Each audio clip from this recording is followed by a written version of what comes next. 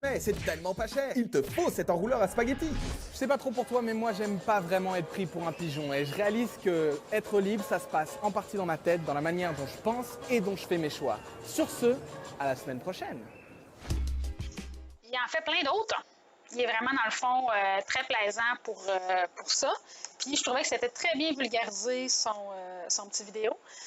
Puis c'est vraiment comme ça, les compagnies qui font les étiquettes de ça, les choses comme ça, ce sont des professionnels. Donc c'est normal de se faire avoir régulièrement. C'est sûr qu'il faut développer son sens critique. Quand on donne le zéro déchet pour enfants, ce qu'on parle en fait, on parle en fond de déchets un peu, mais on leur parle surtout d'éviter la surconsommation puis de ne pas se faire avoir par la publicité, parce qu'ils sont très, très ciblés par la publicité puis qu'ils n'ont pas encore développé tout le jugement et le sens critique qu'un adulte va avoir. Il faut plutôt, dans le fond, éviter d'en faire des surconsommateurs plutôt que de parler de choses stressantes comme le dépassement et des choses comme ça. On va vraiment essayer de choisir l'information qu'on leur donne pour éviter de faire des bons futurs citoyens sans le causer d'anxiété par rapport à l'avenir. Fait que là, au niveau solution, c'est bien beau de dire qu'on ne consomme pas, mais comment je fais ça? D'abord, il faut se rappeler qu'il n'y a aucune solution qui est parfaite. Il faut, dans le fond, choisir des solutions qui sont les moins pires, la meilleure, la plus adaptée pour nous. Un exemple de ça, c'est la paille. Juste parce que la paille a fait tourner, parce que tout le monde entend parler de paille, de toutes sortes de formes, de toutes sortes de couleurs différentes de paille. Moi, j'ai pas de paille à la maison. J'en ai une vieille paille en forme de bonhomme qui chante quand tu bois dedans, qui date de plusieurs années, parce que j'utilise pas vraiment de paille.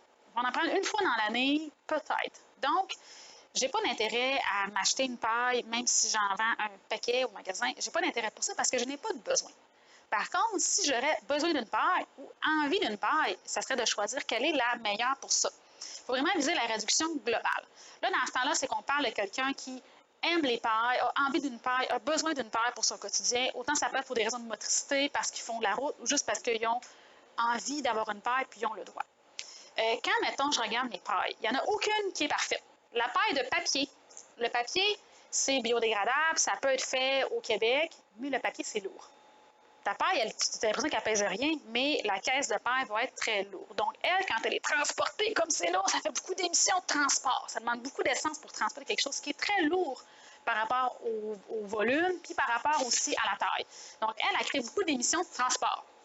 Ta paille de bambou, très légère, court temps de manufacturation, parce que c'est vraiment juste un bâton coupé. Il y a déjà un trou naturellement dedans.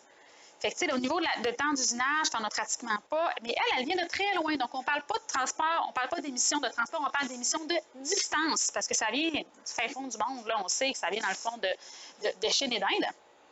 Les pailles permanentes. Alors, les pailles permanentes de métal et de silicone, il faut battre le temps d'usinage. Moi, dans le fond, j'utilise une paille par année. Est-ce que ça vaut la peine que j'utilise une paille permanente? Pas du tout, parce que je ne vivrai jamais assez vieille pour ça. Mais quelqu'un qui utiliserait des pailles 3-4 fois par semaine, là, ça vaut la peine de prendre une paille permanente. Moi, si j'aurais à prendre une paille, je prendrais une paille de papier parce que je vais faire une utilisation dans mon année ou deux. Donc, ça vaut la peine que je prenne une paille de papier. Si je ferais une utilisation, si je ferais 2-3 utilisations par mois, je penserais bambou. Si je fais plusieurs utilisations par semaine, je vais penser une paille permanente qui va me durer plusieurs années. Parce qu'il faut que je batte le temps d'usinage. Sinon, je ne vivrai pas assez vieille pour ça, tout simplement. Il existe d'autres pailles, comme mettons la paille de verre. La paille de verre, je l'aime juste pas. C'est mon opinion. Mais la paille de verre, c'est parce qu'elle est cassante. Et une fois qu'elle est cassée, ben, elle devient comme non recyclable. Parce que quand c'est tout, que tu peux pas recycler des confettis. Fait que c'est sûr que c'est problématique pour ça. Par contre, si on aurait des bacs séparés, un bac de verre, un bac de papier carton, un bac de plastique, dans nos choses, on n'aurait pas ce problème-là. On verra pour l'avenir. Et les pailles, il existe toutes sortes d'autres pailles qui sont en train d'être inventées, des pailles de pâte alimentaire, mais aussi des pailles de résidus de riz, des choses comme ça, des pailles dans le fond, ce qui est considéré comme un déchet alimentaire, comme mettons la plure, qu'on ne mange pas du blé, qui va être transformé en paille. Ces pailles-là sont en train d'apparaître un peu partout. Souvent, elles ne sont pas encore disponibles au Canada. Mais dans le fond, on surveille ça pour des pailles qui vont sûrement avoir un autre genre de problème aussi, parce qu'aucune de ces pailles-là n'est parfaite. C'est toutes des choses qui vont réduire les déchets. Elles sont toutes moins pires que la paille de plastique, mais ils ne sont pas parfaites. C'est juste de savoir que peu importe ce que je fais, je sais que ce n'est pas parfait. Puis la perfection, on ne cherche pas ça. On cherche vraiment à améliorer nos choses. Puis comment je fais pour choisir? C'est toutes des questions de valeur personnelle. Donc, ce qui est mon choix ne sera pas le choix du voisin. Ça va dépendre de chacun. C'est sûr que je peux regarder au niveau des matériaux. c'est fait en quoi? Est-ce que c'est fait avec un matériau qui est proche de moi, comme le bois qu'on peut retrouver ici? C'est fait avec des matériaux qui sont durables, biodégradables, recyclables. Les ingrédients aussi, quand on parle de nourriture et tout ça. La transformation, est-ce que c'est quelque chose de compliqué à fabriquer? Est-ce que c'est juste comme, mettons, des morceaux de pommes tranchés ou est-ce que c'est une pizza pochette, qui a passé beaucoup plus de temps dans l'usine? Est-ce que la provenance, le lieu, la marque de fabrication, il y a des marques et des compagnies qui sont plus écologiques que l'autre. Tu as des compagnies qui sont plus respectables par ce qu'ils font, puis ils vont faire des produits, puis d'autres qui, ça va être l'inverse, vont faire des produits par des enfants au fin fond du monde. La distance, d'où est-ce que ça vient, par quel genre de chemin ça l'a passé avant d'en arriver. C'est souvent des choses qu'on ne peut pas vraiment savoir. Des fois, tu peux regarder sur l'étiquette, c'est fait en telle place, ça vient de tel endroit. Des fois, tu ne l'as pas vraiment l'information. Donc, c'est pas toujours évident. L'emballage, bien sûr. Moi, il n'y a rien qui m'enrage plus que les emballages qui durent 4 secondes et quart. Tu sais, mettons, ton emballage pour ta poche de riz, elle a au moins le mérite de tenir ton riz tant qu'il reste du riz. Elle a au moins ce mérite-là de servir à tenir ton riz ensemble pendant un certain temps.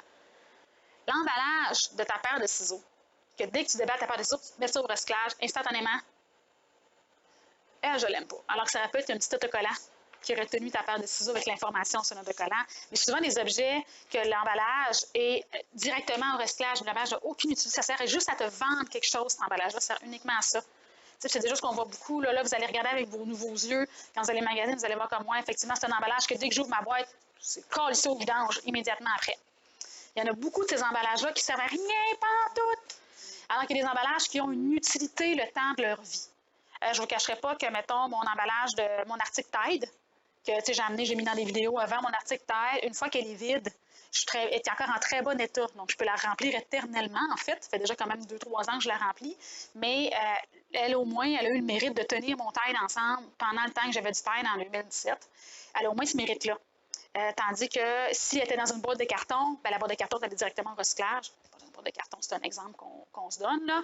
Fait qu'il faut voir l'emballage est utile pendant combien de temps. Puis est-ce qu'après ça, est-ce que je peux rallonger comme en faisant du remplissage mon emballage, là? Mais il y a beaucoup d'emballages qui sont instantanément poubelles. Remarquez ça, dans le temps des fêtes, ça en vient beaucoup de instant poubelle. Le type, vraiment une question de valeur. Est-ce que vous voulez chercher des produits bio, équitables, locaux? L'impact ou la réduction d'impact à l'usage. Par exemple, il était là mon image de bas. Alors, par exemple, le fait d'investir dans une paire de bas de laine, plutôt que d'acheter des bas qui font un trou après comme 3 jours dedans, ça peut dans le fond faire une réduction d'impact à l'usage. Donc, parfois, ça vaut la peine pour moi d'investir dans une paire de bas, même si elle va créer des déchets, parce qu'au fil de sa vie, je vais économiser des déchets sur le long terme. Des fois, c'est comme ça qu'il faut voir. Okay, si je fais cet achat-là maintenant, comme là, tout à l'heure, on parlait de paille. Si j'achète une paille métallique maintenant, oui, elle crée un impact, mais comme je vais m'en servir pendant 23 ans, elle va économiser peut-être comme 250 000 pailles de plastique. Donc, il faut voir, est-ce que ça va me créer une économie de déchets au final? Il faut vraiment regarder un peu comme ça. Fait que là, il y a 2 catégories qu'on va regarder en détail. L'alimentation et le cosmétique, parce que c'est ça qu'on peut faire le plus grand impact, pour la simple raison qu'on mange à tous les jours, plusieurs fois par jour pour la plupart. Les problèmes de l'alimentation, c'est beaucoup l'emballage, parce que l'emballage ne sert pas à nourrir mon corps et à me rendre plus fort. Et j'ai fait beaucoup au primaire, hein? Ça paraît un peu. Dans le fond, l'alimentation, quand mon emballage ne me sert à rien. Pas grand-chose. Il y a beaucoup de gaspillage alimentaire. Au Canada, nous sommes les champions. On a des champions de gaspillage alimentaire. On a aussi des champions pollueurs. On est 3e au monde de la pollution. En tout cas, drôle de médaille, là. Mais on est vraiment dans les pires à ce niveau-là. On jette la nourriture par les fenêtres. Ça paraît qu'on n'a jamais manqué de rien, en tout cas. Parce qu'on gaspille la nourriture, on lève le nez sur toutes sortes de choses. Cette salade-là est un peu défraîchie. On lève le nez sur beaucoup, beaucoup de choses. Je l'ai fait longtemps. C'est ça. La transformation des aliments, quand je dis des aliments qui sont très transformés, ils ont passé plus de temps en usine, plus de produits chimiques sont impliqués. Donc, les aliments qui sont simples, c'est sûr que je vous dirais à tout le monde, cuisiner maison biologique, mais ce n'est pas tout le monde qui a le temps. Il faut être réaliste que par rapport à mon temps, par rapport à mes capacités, par rapport à si je sais ou je ne sais pas cuisiner, c'est des choses qui peuvent faire une différence là-dedans.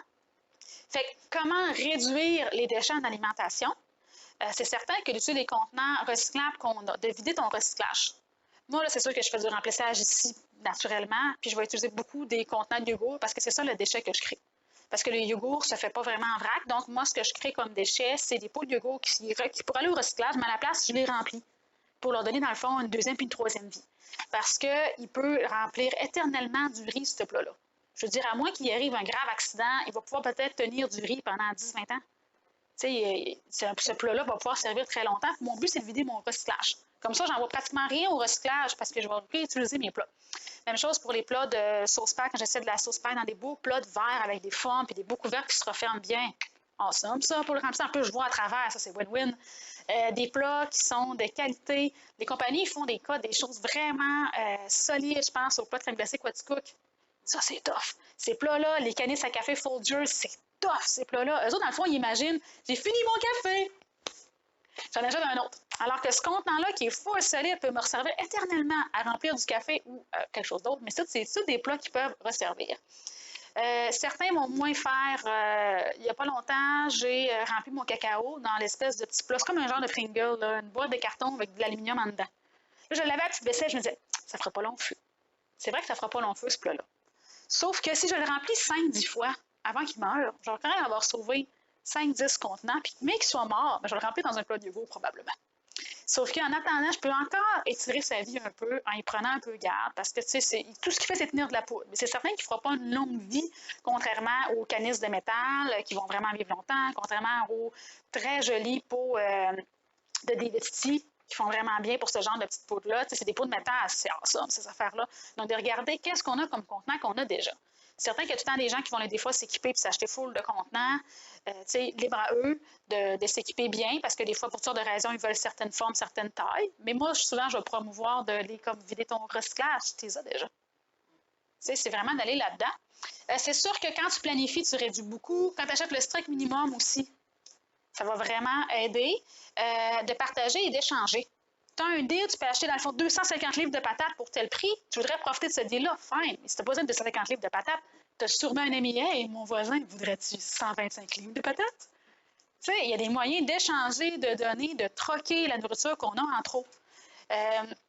C'est sûr qu'il y a faire des choix simples et des choix sans viande. C'est certain que là, c'est libre à chacun, mais j'ai pas le choix de dire que la viande, ça produit beaucoup, beaucoup d'impact au niveau des déchets. Je te dis pas de virer vegan demain matin, c'est un choix qui est personnel, sauf que si les gens sont capables de réduire leur consommation de viande et de produits animaliers, ça peut faire une différence monstre.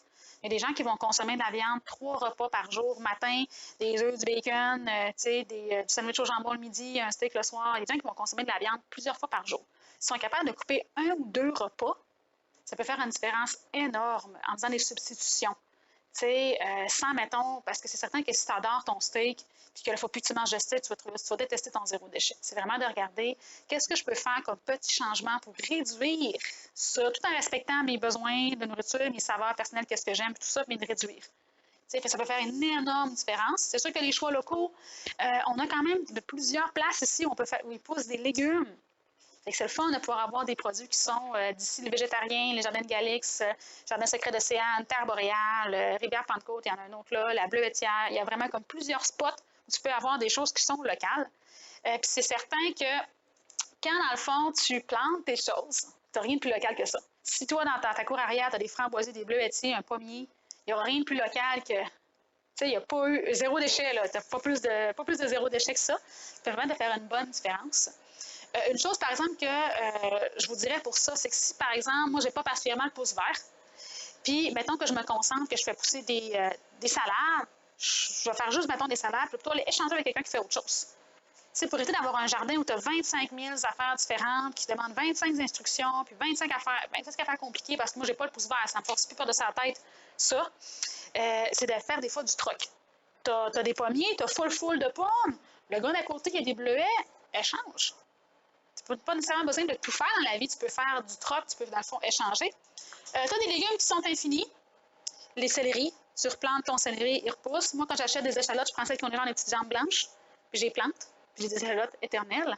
Quand mes oignons ou mes patates germent, je les plante. C'est la multiplication des pommes de terre. Ta patate germée, moi, je la mets dans le garage. Au printemps, je les plante. Les patates se multiplient gratuitement. Fait que, tu sais, c'est le fun pour ça. C'est des choses qui ne demandent pas d'entretien en plus, la patate. La patate, c'est comme mon niveau de jardinage. Ça se plante dans le sol, ça a poussé tout seul. C'est ça, dans le fond, que je veux. Puis c'est des choses que tu peux faire facilement, de replanter ce qui pousse déjà, plutôt que les jeter. C'est certain qu'il y a des... ouais, c'est ça, je te dis, à la fond des jardins, de planter des arbres, en plus que ça aide pour ton environnement, de planter des arbres énormément. Le greenwashing, le greenwashing ou l'éco-blanchiment en bon français, c'est quelque chose qu'on doit énormément combattre. Et c'est très difficile de combattre l'éco-blanchiment parce qu'ils sont extrêmement talentueux pour nous faire croire que les choses sont écologiques. C'est quand des compagnies vont utiliser des mots, des logos, des couleurs pour donner l'impression que ce qu'ils font est écologique, alors qu'en fait, ça ne l'est pas tant que ça, ce qu'ils font. Comme mettons, si vous regardez l'image, ce ne sont pas des arbres, mais c'est une usine que notre petit bonhomme peint en forme d'arbre. C'est vraiment bien représenter l'éco-blanchiment. C'est quand tu utilises des mots comme biologique, 93% d'ingrédients d'origine naturelle. Oui, mais ça veut dire quoi ça, des ingrédients d'origine naturelle? C'est vraiment qu'ils vont utiliser toutes sortes de termes pour nous faire croire ça. Par exemple, j'ai vu sur une affaire de... Je ne sais pas souvent dans ce coin-là, là, mais du jambon. Il y avait comme une image d'un cochon sur une ferme, comme en noir et blanc, avec comme une espèce de seau. J'avais l'impression que c'était d'antan avec un cochon. Puis j'avais montré ça à des enfants, puis je disais, pensez-vous que ces cochons-là ont même déjà vu une ferme? Puis comme genre, non, c'est évident qu'il n'a jamais vu une ferme, ce cochon-là. C'est des cochons d'usine tout en rangée. Fait que c'est des choses que la publicité nous donne l'impression que ils vont utiliser, par exemple, c'est certifié bio, ils vont utiliser des mots comme avec beurre de karité, mais c'est le dernier ingrédient. C'est vrai qu'il y en a. Mais les autres, ils mettent ça maintenant avec beurre de karité, dernier ingrédient à côté du colorant. Des choses comme ça qu'ils vont utiliser. Ils vont des fois faire des actions écologiques. Par exemple, ils vont faire quelque chose pour donner l'impression que leur compagnie est écologique. Puis en arrière-plan, ils font beaucoup de déchets. Ils vont faire, mettons, beaucoup de bruit pour annoncer qu'ils plantent des arbres, alors que leur entreprise utilise l'équivalent de 2 acres par mois dans l'arbre. Puis ils vont, dans le fond, planter 50 arbres puis prendre comme 90 000 photos et mettre ça sur Facebook. Un petit problème d'équilibre à ce niveau-là. Fait que c'est sûr que ça, c'est difficile à naviguer à travers ça. Puis moi, dans le fond, j'étais vraiment une des meilleures victimes de ça. C'est surtout dans les cosmétiques qu'on va voir le plus fort éco-blanchiment, c'est là-dedans. Alors, moi, pour vous donner une idée, ma routine dans la très jeune vingtaine, jusqu'à il y a quelques années, quand je me levais le matin, je nettoyais mon visage avec un produit chimique bleu pour avoir, dans le fond, des pores affermis, whatever. Pour ça, je mettais un spray dans ma face, un hydrolat. Ensuite, je mettais mon sérum. Après ça, je mettais ma crème de jour, mon contour yeux, mon contour lèvres, ma bébé crème, ma crème teintée. Là, après ça, je commençais le maquillage. Je mettais du fond de teint, du cache-cerne, du blush, mon contour lèvres avec mon rouge à lèvres, des ombres à paupières, du mascara, du fixatif pour tenir le tout. J'étais pas plus belle. J'étais pas, tu sais, je veux dire. Puis je mettais tout ça. J'ai encore plein de petits pots de crème qui datent de cette époque-là. J'ai full d'affaires. J'ai tout. Nomme-le, je l'ai. J'avais dans le fond des crèmes de face. J'avais aussi un fond de crème cou et décolleté. Qu'est-ce qui se passe là, ma crème cou et décolleté touche à ma face? C'est quelque chose qui va se passer d'après vous? Non. Mais c'est parce que c'est une question de marketing. Parce qu'il y a des gens comme moi, ils peuvent vendre une crème de cuticules de doigts et une crème différente pour les cuticules des pieds. Si jamais ça se touche, ça explose. C'est des choses comme ça qui vont vendre une crème de coude. Alors que moi, je suis pas sûre qu'une crème pourrait faire le corps en entier. Je comprends que mon visage peut avoir des besoins un peu différents que le reste de mon corps, mais je suis pas sûre que je peux étendre pour le reste. Mais aux clients comme moi, ils pouvaient vendre une crème pour cuticules, une crème de main, un masque. Tu mets tes mains dans le fond là-dedans, ça fait comme un effet spécial. Quand tu sors, tu épluches ton genre de masque de cire, ça fait comme des belles mains. J'ai tout ça. J'ai tout fait. Des masques de jambes aussi. L'autre jour, j'ai vu des beaux masques de jambes au charbon. Tu te mets ça ses jambes, un masque au charbon, tu enlèves ça, puis tes jambes sont charbonnées. Je sais pas à quoi ça sert, mais je pourrais l'acheter. Tu sais, je me pose même pas des fois la question, puis j'étais vraiment une surconsommatrice. J'avais tous les produits. Nomme-le, eux l'avaient. Ces produits, ça me coûtait des centaines de dollars pour maintenir cette face-là. Bouge pas, faut pas qu'il pleuve. Tu sais, c'est ça, dans le fond, que c'était. Puis, c'est beaucoup des choses en plus qui sont visées sur les femmes au niveau du marketing comme ça. Puis j'avais beaucoup d'antirides aussi. De mes, genre, 17 à 28, 29 ans, antirides à l'os. J'avais pas l'âge pour ça, mais le marketing me disait que oui. Un bon exemple de marketing qui nous montre à quel point ce que les gens veulent vendre, c'est le marketing du Axe. C'est-tu là que ça va? Non, hein? toutes les publicités nous montrent un gars qui fait un chest bump et qui se met un bon spray de même en diagonale sur le chest. C'est-tu vraiment un problème que les gens ont la sueur diagonale comme ça en plein milieu du corps? Pas du tout. Sauf que si, par exemple, au lieu de le vendre comme ça, ils vont en vendre beaucoup moins. Donc, c'est vraiment une question de marketing, alors que ça n'a aucun rapport. Moi, j'ai jamais vu autant de gens courir dans un champ en parlant de crème de face. Je pense que c'est Aveeno, cette publicité-là. Ça peu importe c'était qui, mais j'ai jamais vu autant de publicités qui sont complètement mensongères, complètement décalées de la réalité au niveau de ça. Ça, c'est important d'avoir un regard pour ça. Est-ce que j'ai besoin de ce produit-là d'abord? Moi, présentement, ce que j'ai comme produit, j'ai une crème que je fais moi-même, qui est ma crème de jour et de nuit. J'ai un cachet parce que quand même la donne d'un professionnel cacher ces cernes-là, c'est tout. J'ai encore une méga caisse de maquillage de toutes sortes, au cas où je voudrais me maquiller. Du maquillage, j'en ai comme plein que je garde. Tranquillement pas vite, mettons, j'en ai cool quand j'ai une sortie, je vais me maquiller un petit peu, des choses comme ça, mais j'ai besoin de rien d'autre. Je peux le dire, je suis pas plus morte, je suis pas plus vite, j'ai besoin de rien d'autre que ça. Et alors qu'avant, je dépensais pour à peu près, je pense, 120 $ par mois pour maintenir ma face en état de survie. Puis j'avais souvent comme plus de problèmes de peau, plus d'acné, plus d'affaires comme ça. C'est vraiment des choses comme ça. Fait que la première chose qu'il faut se demander, c'est est-ce que j'en ai vraiment besoin? 3/4 du temps, la réponse est non. Tu sais, ce qu'on a besoin, c'est d'éléments pour se laver de base, comme mettons un savon, un shampoing, c'est un peu la base. Tu as besoin probablement de crème pour t'hydrater, dépendamment de ton type de peau. Tu as probablement besoin d'un ou deux produits. Tu as besoin de dentifrice, tu as besoin de produits pour nettoyer ta maison.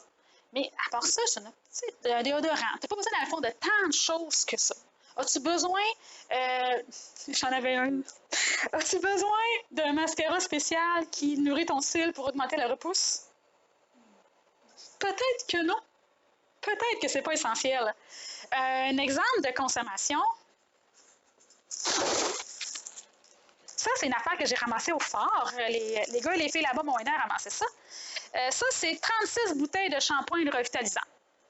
Mes beaux longs cheveux demandaient, à l'époque, 36 bouteilles par an.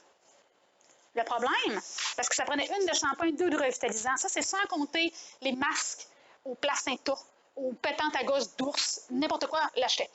Sans compter les masques, le fixatif, le gel à cheveux, les huiles pour les pointes et toutes les autres niaiseries que je mettais là-dessus. Ça me prenait ça, juste pour le laver, ça me prenait tout ça de plastique. Si je garderais mes bouteilles sur le bord du bain, je réaliserais tout le plastique que je fais. Mais comme ça se pitche au recyclage, je ne vois pas mes bouteilles. Ça prenait tout ça pour laver mes cheveux. Maintenant, est-ce que ça me prend 3 blocs comme ça par année? C'est pas un gros changement.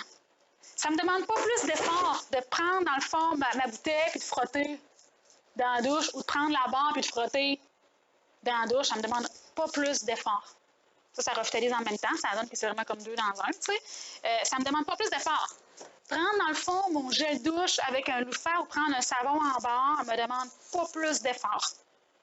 Utiliser, quand je lave mes planchers, un produit qui est fait au Québec me demande pas plus d'effort de frottage que prendre un produit qui a été fait en Chine ou aux États-Unis. Ça ne me demande pas plus d'effort. Ça ne me demande aucun effort d'éliminer ça. Est-ce qu'ils servent maintenant, ces bouteilles-là? Pas tout. Ils ont plus servi en conférence avec moi que ce qu'ils n'ont jamais servi dans la douche de personne, de quiconque. L'inverse de ça. Ces bouteilles-là ont été comme peut-être 1 mois dans la douche de quelqu'un. Moi, dans le fond, ça fait 3 ans que je les traîne en conférence. Ils ont plus servi qu'ils n'ont jamais vécu. C'est avec ça ici. Puis, c'est tous des exemples comme ça qu'on peut faire. Ça, c'est l'exemple d'un geste. C'est un geste que j'ai fait ça. Ça, c'est 1 an, un geste. Et moi, dans le fond, je fais ça depuis 2016. Donc, ça veut dire que j'ai déjà sauvé 3 fois ça. Ça veut dire que si je ne ferais pas ça, je remplirais la salle. En dedans 10 ans, j'aurais rempli toute la salle jusqu'au plafond en bouteille vide de shampoing revitalisant. Puis j'ai fait un changement qui ne me demandait pas d'effort, juste frotter ma tête avec un objet différent, puis j'ai sauvé tout ça. Fait que des fois, ça ne prend pas grand-chose pour faire une différence monstre. Hein? Tu sais, il y a probablement plein de choses qui vont t'amener que je pourrais faire tel changement ou tel autre changement.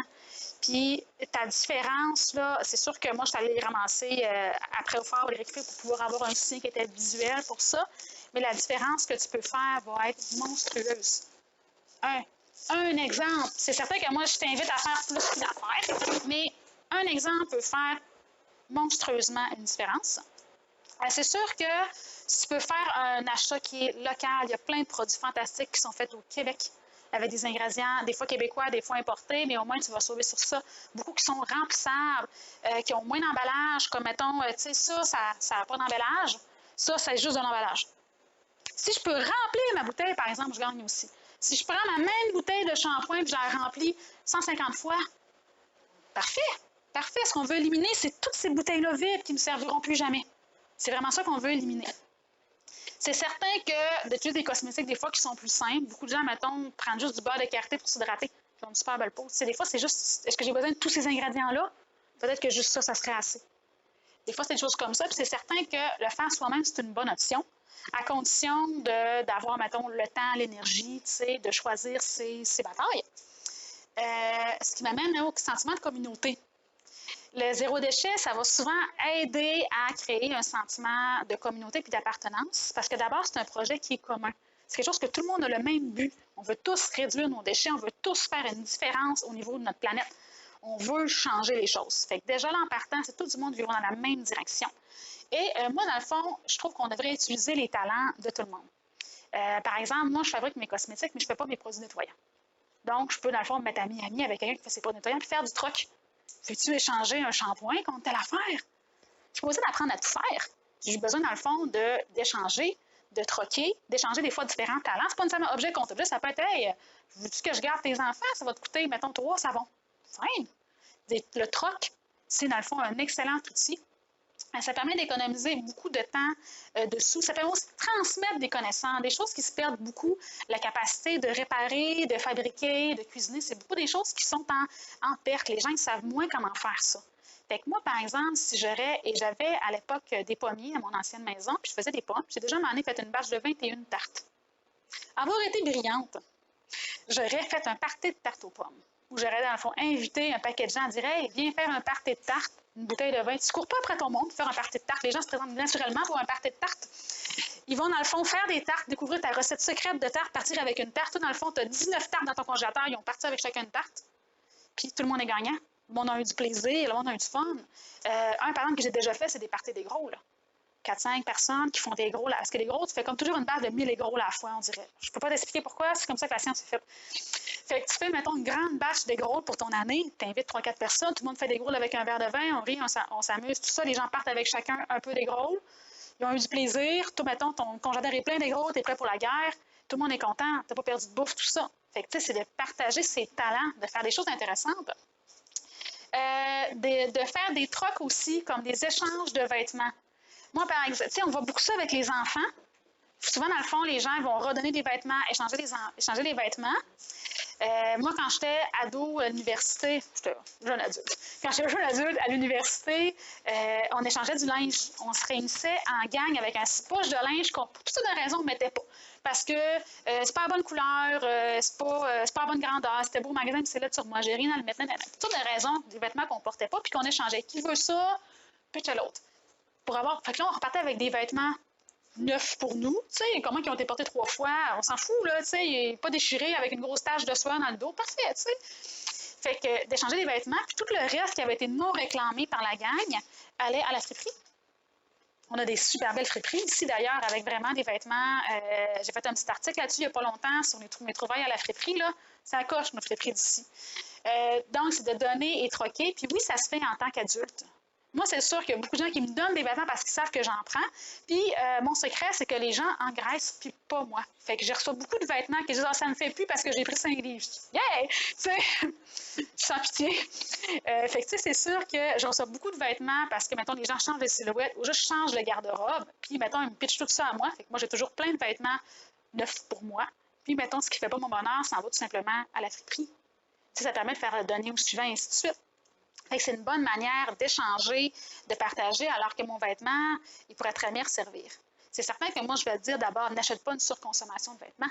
Si le premier état serait de pas acheter du linge inutile, sauf que, quitte à ce que tu l'aies déjà acheté, tu aussi bien de faire une chose positive avec, de le donner au suivant, de l'apporter à la friperie, plutôt que de le laisser pourrir dans ton garde-robe. Tu sais, pendant 6 mois. Prochaine image, watch out les yeux. Désencombrement. J'ai fait exprès de te mettre une image horrible pour aller avec ça. Le désencombrement, c'est pas exactement du zéro déchet, mais ça va un peu avec. Moi, c'est l'étape à laquelle je suis rendue. J'ai fait une armoire. C'est là que je suis rendue. Comment elle s'appelle? Marie Kondo nous aide. elle nous aide beaucoup avec cette idée-là parce qu'elle a rendu ça populaire, le désencombrement. Le désencombrement, c'est se débarrasser de toutes les gugus qu'on a qui sont inutiles. En quoi ça touche le zéro déchet? C'est que ça change notre rapport à l'objet d'abord. C'est certain que c'est parce qu'on voit pas ce qu'on consomme, parce qu'on en a tout le temps plein. On rend tellement de choses chez nous qu'on ne voit pas la consommation.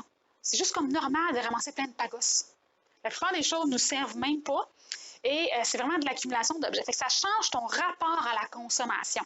Quand, mettons, tu as juste 3 affaires chez vous, tu y réfléchis avant de rentrer une nouvelle affaire, tout simplement. Fait que ça peut changer ton rapport à l'objet, ce qui est très important. Moi, en tant qu'ancienne hyper-consommatrice, je comprends beaucoup que mon rapport à l'objet a changé. Parce qu'avant de faire quoi que ce soit comme réflexion, je vais dans le fond réfléchir. Je te donne un exemple que j'ai fait, ça n'a toujours rapport avec le linge, c'est ça, mon linge dans la vie, c'est ça. J'avais prévu d'acheter une paire de jeans. J'ai eu une paire de jeans qui a fait 10 ans de temps. Puis ça, on m'en a donné une paire dans une poche de linge. Après 6 mois, ça brise ici. J'étais comme un peu insultée. Tu sais, je comprends qu'ils ont la vie plus tough, mais ça avait brisé tout de suite. J'avais fait une petite réparation, mais brisé, c'était brisé. Fait que là, je réfléchissais à des nouveaux jeans. Fait que pendant que je réfléchissais, j'ai d'abord fait de la recherche. Quels matériaux sont les plus résistants? Est-ce qu'il y a des marques qui sont plus recommandées que d'autres? Pour faire comme une recherche. Mais je ne suis pas allée m'en chercher des neuves. J'allais à la friperie, j'ai fait le tour à travers plein de jeans semi-neufs qui n'ont pas été portés pour toutes sortes de raisons, pour trouver une qui avait les matériaux que je recherchais, qui était dans ma grandeur idéalement, puis j'ai trouvé. Fait que j'étais capable, dans le fond, de réfléchir à mon achat pour aller chercher du deuxième main. Si je n'aurais pas trouvé de jeans dans ma friperie, j'aurais peut-être attendu encore un peu pour retourner à un autre moment à la friperie. Peut-être que j'aurais aussi décidé de faire un achat neuf après avoir réfléchi à ma marque, mon matériau et tout ça, parce que j'ai comme un peu un besoin d'un jeans, comme un vêtement un peu de base que ça prend dans ta garde-robe pour la plupart. Fait que j'aurais fait cette réflexion-là. Finalement, j'ai trouvé mon bonheur à la friperie. Amen. Mais à fond, j'ai fait toutes ces étapes-là avant de magasiner. C'est ça qui change dans mon rapport à l'objet.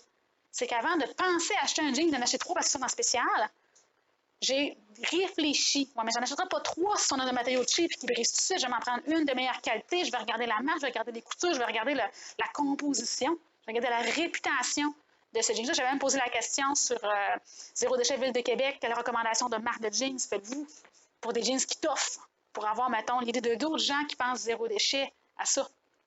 Fait que ça change ton mode de vie. Et là, quand tu vides ton stock, c'est sûr que Marie Kondo a là l'affaire, dans le fond, c'est que si tu aimes un objet ou non, tout ça, c'est vraiment de regarder l'objet dont je me départis. Est-ce que je peux le vendre? Est-ce que je peux le donner? Est-ce que je peux l'envoyer à la friperie, quelque chose comme ça, au phare, qui a un petit magasin de choses comme ça? Est-ce que je peux faire ça?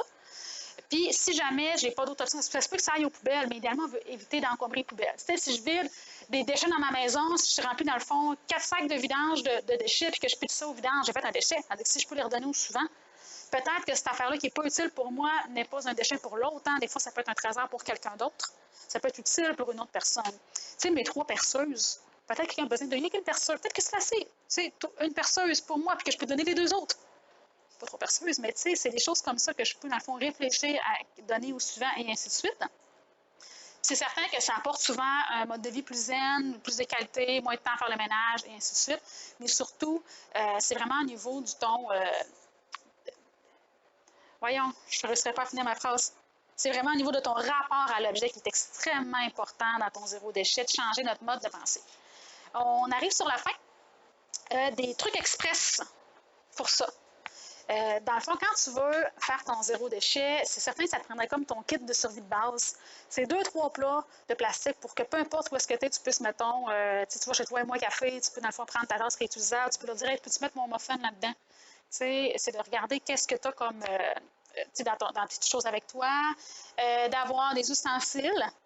Tu es obligé de t'acheter des ustensiles en bois. Je veux dire, mes ustensiles que j'ai chez nous en métal, ils datent, je pense, de ma grand-mère. Ils font encore traîner là-dedans. Je peux sûrement me traîner ça. Surtout si c'est à job. Si je comprends que si c'est dans mon sac à dos et que je les transporte tout le temps au niveau du poids, je peux avoir une raison de vouloir prendre du bambou. Mais si c'est pour déjeuner à job, je veux dire, pourquoi j'ai pas là une cuillère en permanence pour moi? C'est de regarder, est-ce que j'ai déjà à la maison des ustensiles qui font mon bonheur? Une tasse, une bouteille d'eau réutilisable. Utiliser l'argent comptant. Utiliser l'argent comptant, ça limite l'achat impulsif. Si dans le fond, je fais passer la carte, non seulement je ne vois pas tant mes dépenses, mais ça limite l'achat impulsif. Si je vois quelque chose qui me plaît, ça coûte 8$, j'ai 3,50$ sur moi. Ah, je vais partir puis je vais revenir. Est-ce que je vais vraiment revenir le chercher? Si oui, Je voulais vraiment avoir mon objet. J'avais vraiment un désir de l'avoir, j'avais vraiment un besoin. Si finalement, ça ne vaut pas la peine pour moi que j'aille me sortir des sous et que je revienne, peut-être que je ne voulais pas vraiment. Peut-être que c'était un achat impulsif, peut-être que c'était un déchet. Tu sais, fait que c'est de regarder à ce niveau-là, est-ce que le fait de devoir partir et revenir va limiter mon achat? Fait que le fait de prendre l'argent comptant peut vraiment aider à établir un budget, à planifier ses achats parce que je prévois d'acheter ça, donc je vais me prendre des sous pour aller l'acheter. Peut, dans le fond, aider à changer la manière dont on réfléchit à nos achats pour limiter l'achat impulsif qu'après on regrette. Ah, j'aurais pas dû faire ça. Ah, tu sais, j'aurais dû faire telle affaire à la place. Ah, j'étais sous le coup. J'ai vu l'étiquette rouge. J'ai vu un spécial, un 2 pour quelque chose. Des fois, c'est des choses qui sont. Tu sais, moi, je sais, ça me met toutes les cloches. Des fois, des choses qui sont intéressantes pour ça. Et c'est certain que c'est des choses qui peuvent aider à réduire les déchets. Puis, le slogan de ma mère, on est trop pauvre pour être cheap. Quand, à fond, je choisis d'investir dans les électroménagers, c'est une Tremblay du Saguenay. D'où est-ce que ça vient, dans le fond? Puis c'est comme marqué sur leur armoirie familiale ou quelque chose comme ça. En tout cas, donc, on est trop pauvre pour être cheap que quand je fais un choix d'investir dans une paire de bas qui, OK, fine, peut-être qu'il valent 50$ ces bas-là, peut-être. C'est cher, 50$ une paire de bas. C'est cher. Sauf que si je regarde au final, on a fait le calcul sur, si vous ne suivez pas le blog de la page, on fait beaucoup d'articles sur ça, des comparaisons, des affaires comme ça. Puis, on sauvait quelque chose comme 1400$ en investissant dans une paire de bas comme à 50$ versus les petits bas noirs pour le même temps d'utilisation. Moi, j'aimerais mieux 1400$ ailleurs, qu'en paire de bas noirs. Fait que, c'est des choses comme, on parlait quand même de sur 14 ans, là, mais c'est des choses comme ça qui peuvent faire une grande différence au final quand je réfléchis. La marque d'électroménager que j'achète, est-ce qu'elle va me toffer 10 ans ou 5 ans? On sait que c'est des choses qui souvent vont briser rapidement. Est-ce que les pièces existent pour réparer? Est-ce que le mécanisme est simple? Est-ce que c'est quelque chose qui est fait en matériaux qui vont toffer la ronde? Ou est-ce que c'est une pagasse électronique qui va briser à la moindre affaire? Donc, de réfléchir à l'investissement, puis des fois d'être prêt à investir un petit peu plus pour économiser au final. Ça demande de planifier nos achats aussi pour ça. Et donc, c'est sûr que je vais dire favoriser le covoiturage et limiter l'avion. Et aussi, si tu choisis de voyager par avion, regarde dans le fond pour éviter les trajets en zigzag, pour sauver des sous. Tu as souvent des... tu sais, je comprends que tu es à cette île, puis des fois, il faut que tu fasses un transfert d'abord à Québec ou à Montréal pour prendre ta vraie destination. Par contre, des fois, tu as des places qui vont faire 3 ou 4 arrêts, tu vas sauver 25$. Oui, mais tu as sauvé 20$. Mais est-ce que ça valait vraiment la peine de faire autant de kilométrage en zigzag à travers le pays pour sauver ces sous-là, qui en plus t'ont probablement pris plus de temps, puis ton temps a quand même une valeur? Des fois, ça peut faire une différence. C'est certain que je te dirais de limiter tes déplacements en avion parce que c'est extrêmement polluant de voyager là-dedans. Je te dis pas de jamais aller dans le sud si tu as vraiment envie, je te dis juste peut-être pas faire 4 fois dans l'année. Tu dois vraiment faire des choix à ce niveau-là. Quand c'est possible d'utiliser le vélo, la marche, le ski de fond, la motoneige, tous les moyens de transport qui sont beaucoup moins dans le fond, dommageables pour l'environnement. Limiter l'utilisation de l'eau potable. Ici, l'eau, là, ça paraît qu'on n'en manque pas. Les gens lavent leur asphalte avec ça, les douches s'arrêtent pendant 45 minutes. Les gens, dans le fond, n'ont pas de baril d'eau de pluie, ils arrosent n'importe quoi. Ça paraît qu'on n'en manque pas. Moi, je trouve ça hallucinant que l'eau des toilettes soit de l'eau potable. Je trouve ça complètement fou que ce soit de l'eau que je pourrais boire, que je me sers pour ce fait, que la piqûre à l'épuration. Mais là, c'est pas grave, on va la traiter. Il y a de l'énergie de mise dans le traitement. Il y a des usines de construire pour ça. Il y a du temps investi pour traiter de l'eau que je pourrais ne pas avoir à traiter. Je pourrais avoir 2 bacs différents, mais c'est sûr qu'on parle de complètement refaire les modes, comment les villes sont construites. Mais c'est des choses, des fois, qui sont des aberrances qu'on espère que dans 10-15 ans, vont être des choses qui vont être réglées. C'est sûr que je te dirais d'avoir un baril de pluie et un compost. Et je te dirais comme truc express de remplacer tout ce qui est du papier et tout ce qui est jetable par des choses de tissu selon ton confort. C'est pas tout le monde qui est rendu du papier de toilette lavable. Mais dans le fond, les serviettes sanitaires, les mouchoirs, les serviettes de tissu pour la table, tout ça, c'est des choses qui peuvent faire une bonne différence plutôt que, tu sais, dans les, mettons, un party pour enfants, je comprends que c'est plus pratique, les napkins jetables. Mais est-ce que c'est vraiment plus d'ouvrage de prendre ta pipe et de la mettre au lavage ensuite? Tu vas laver d'autres choses anyway. C'est des fois des petites choses qui peuvent faire une différence.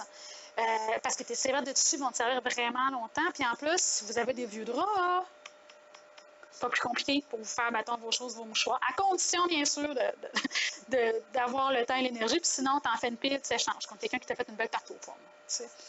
Des choses comme ça. Fait que, je pense que c'était Ah, des ressources. Pour t'aider avec ton zéro déchet, tu as la ressource du renard bleu, bien entendu. À peu près dans n'importe quelle ville, tu vas avoir un comptoir vrac, quelque chose qui ressemble à un renard bleu pratiquement partout.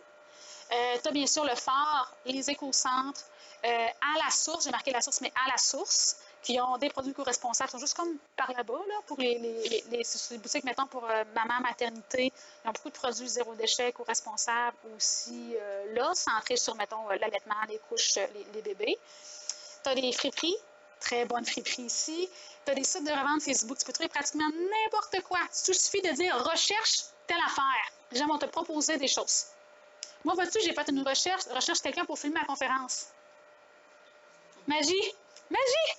J'ai pu avoir ça. Fait que, il suffit de rechercher quelque chose ou de dire j'ai telle chose à offrir ou à vendre, puis ça se fait magiquement. Tu vois plein de blogs avec de l'information.